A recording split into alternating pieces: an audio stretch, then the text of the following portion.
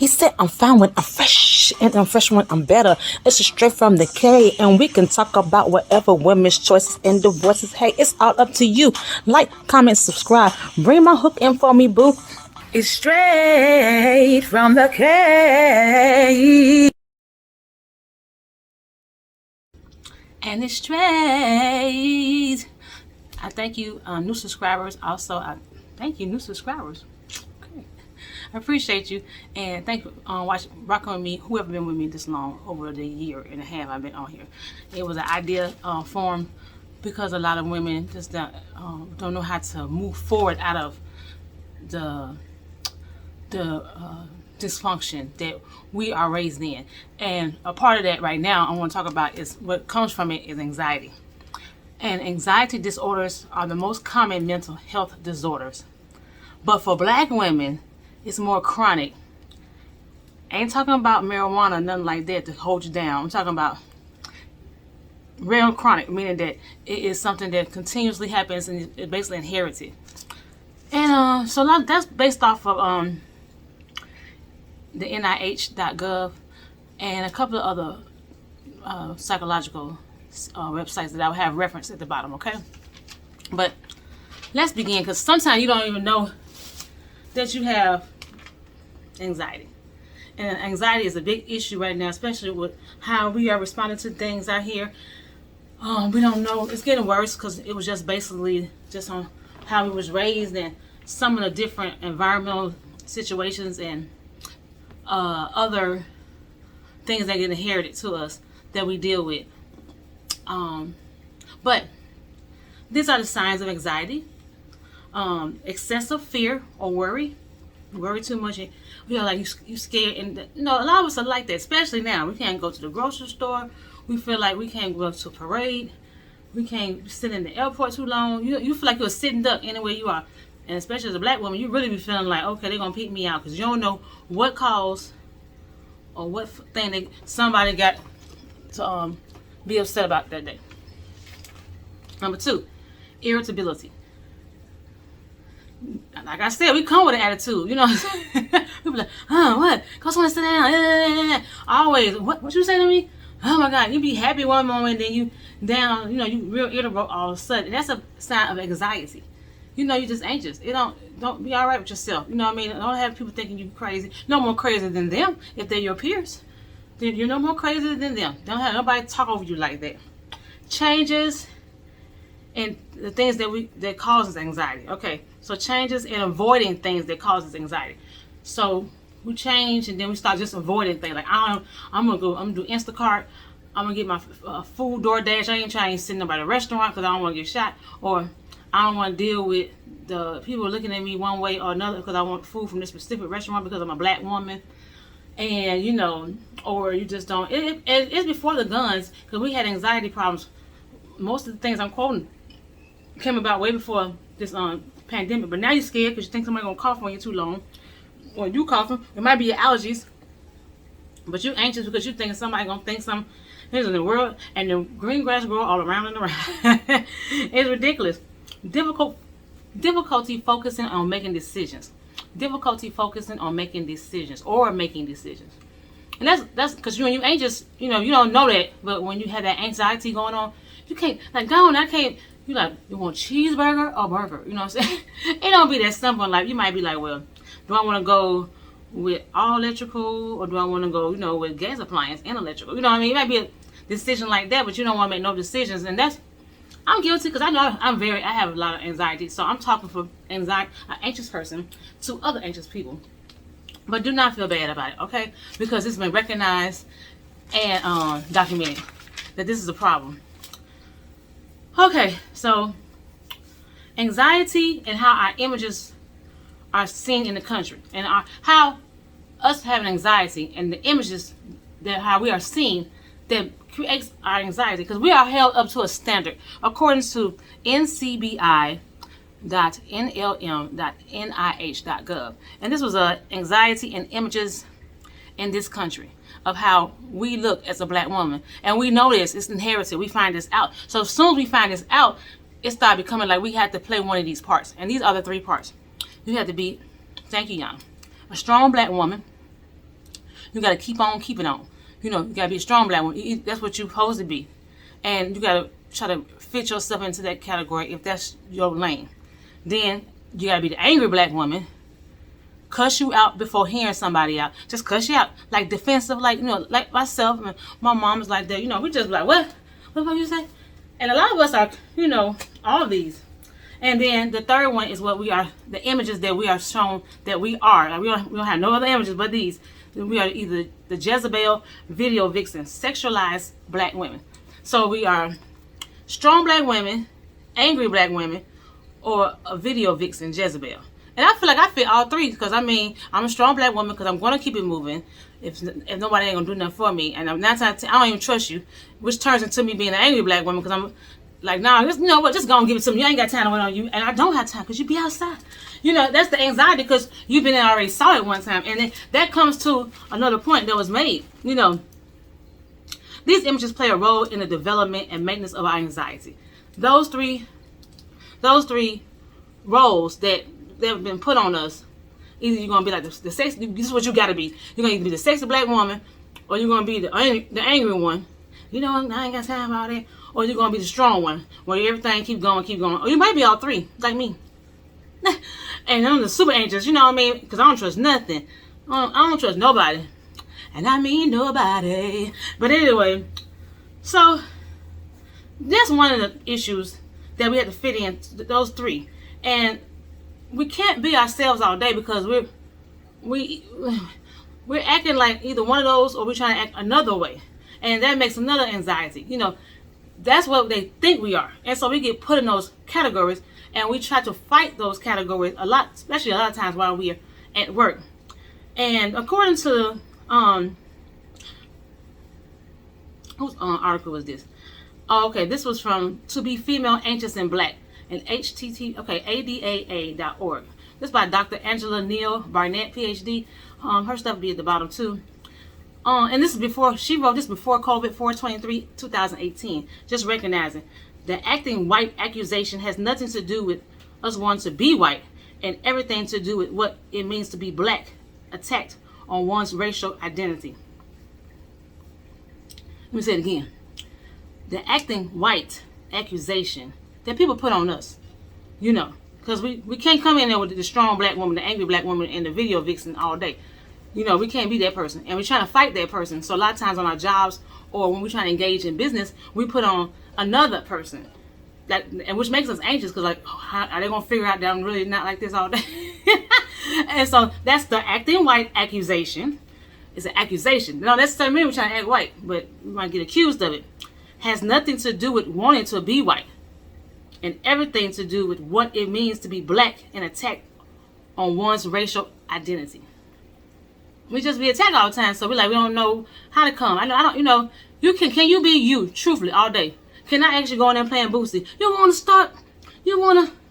I set this at my desk. I can do it because I do work in the lab, so I can do it at my station, headphones, you know. But I'm saying,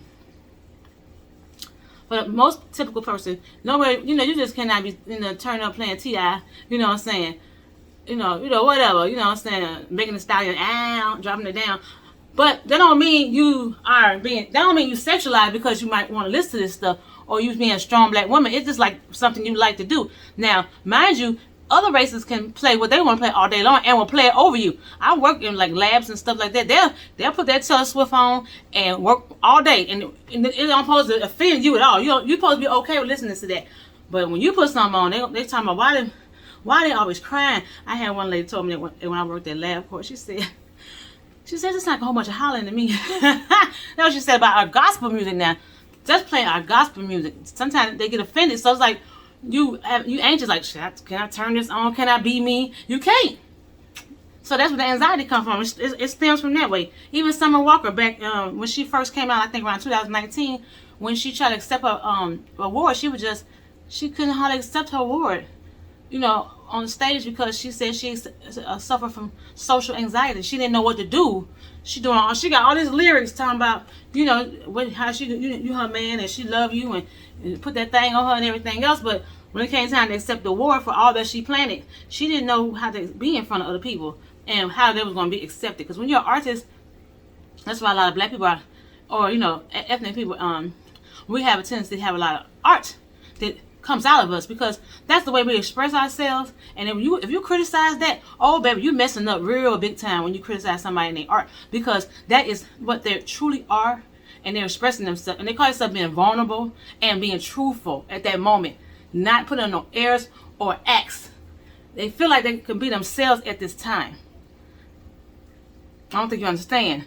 They feel like they can be themselves at this time. So all you black women, especially us black women, if you got some kind of singing, art, writing, talent, books you want to write, just get it out of you, because I know that's the only way we can really feel.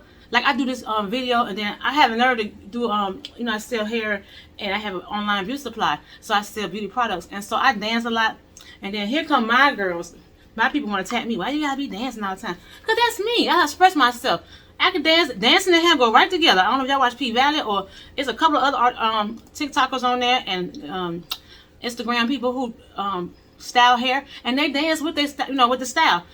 Because at the end of the day, we're doing it because you probably want to go out or something like that. So the hair need to be in movement. That's kind of like what you want to see. And you want to see a good lifestyle. You don't want nobody just sitting over there all depressed all the time talking about, well, I did this, or do y'all like these curls? You're trying to be inspiring. Like, okay, I'm turned up.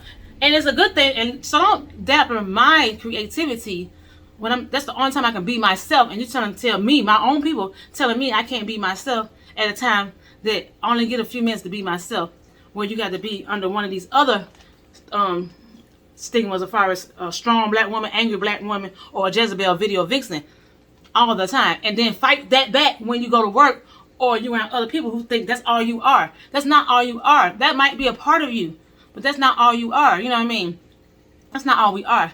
But it develops anxiety. You know what I mean? Because you're like, okay, I don't know, can I be myself? Are they gonna be tripping? And then it builds anxiety. Social media, all that kind of stuff builds more anxiety. I just don't even care about the comments. Take a break from it sometimes.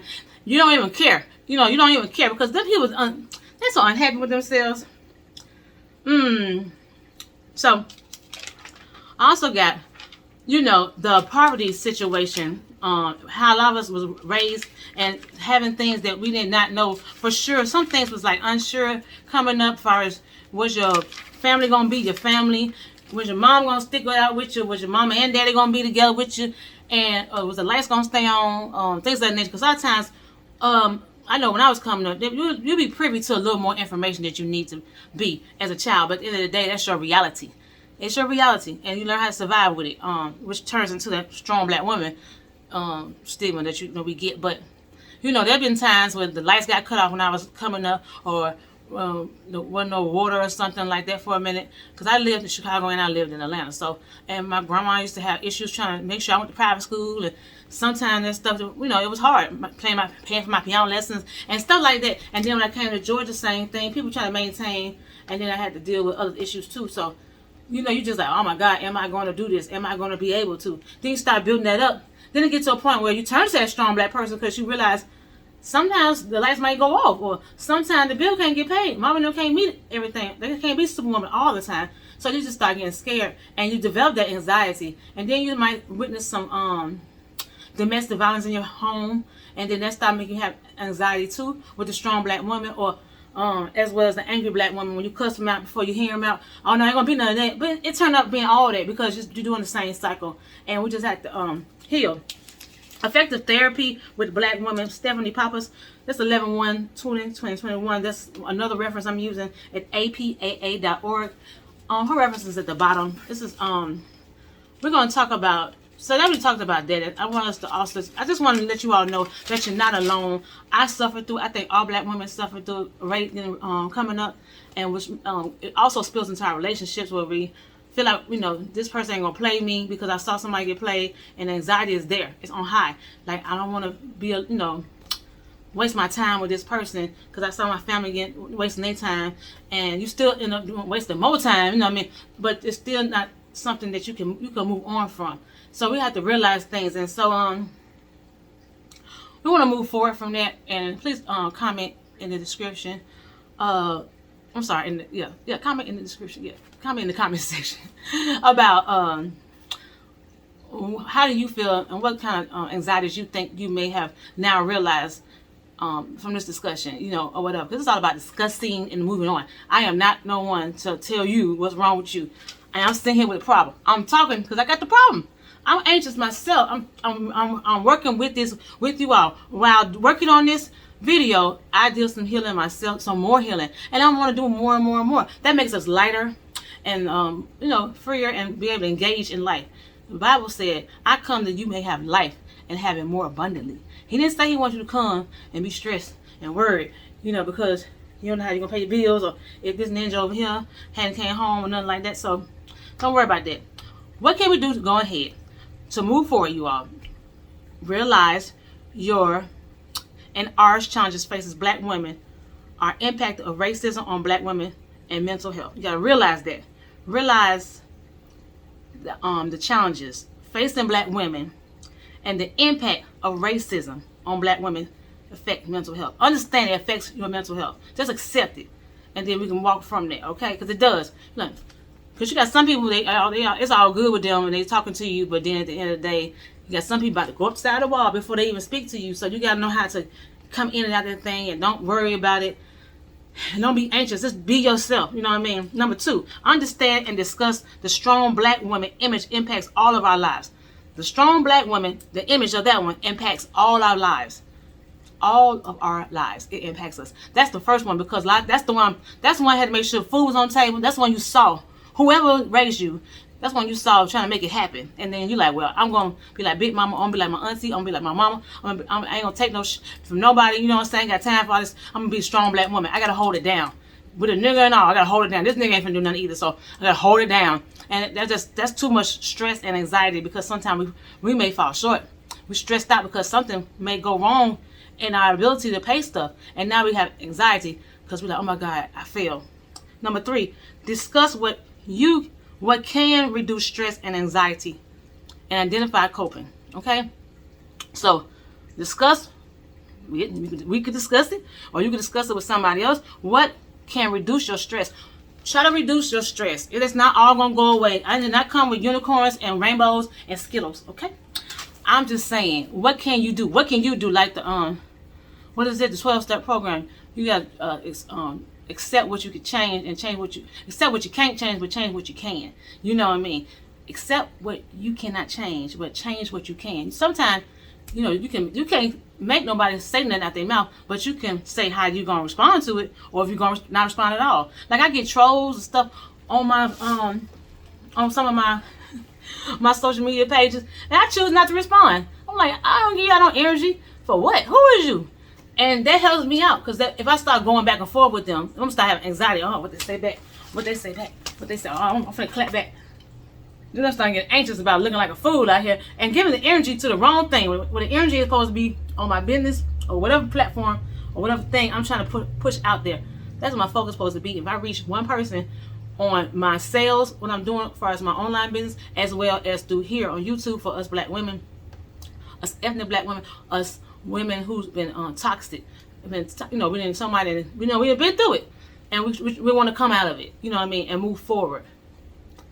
Toxic, ooh, toxic. I like that by Summer.